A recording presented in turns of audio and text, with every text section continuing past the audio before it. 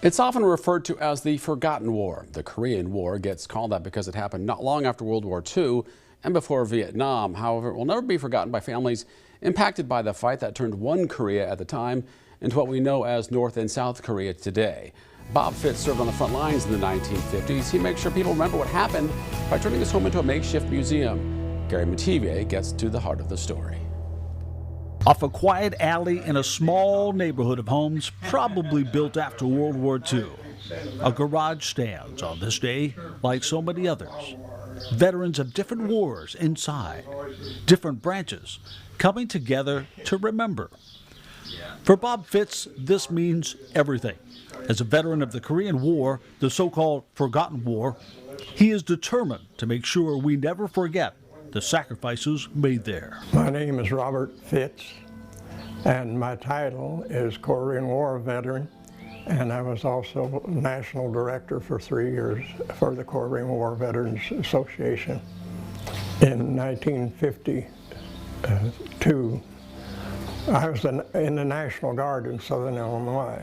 They come around when we were junior in high school and said, join the National Guard, no more wars, and we all believed them. And then we got sent to Camp Cook, California, and we thought we were going as a unit. But they began to fill us in with draftees. Next thing he knew, he was on a ship to Japan, then on to Korea. He quickly climbed ranks from corporal to staff sergeant, now in charge of the motor pool, about a mile or so from the front lines. His men moved ammo, food, and personnel back and forth. We would send vehicles out, and the difficult part about it, there were people my age, and you sent them out and they didn't come back. Some made it home, some did not. And after the war, Bob looked for work, and he found his calling in ministry. But his service to his country remained such a big part of his life, representing Korean War veterans on the local level, then as state commander, and all the way to become national director. So he opened his home garage, transformed into this free museum, collecting as much as he can get his hands on, and sharing with anyone looking to learn a little history.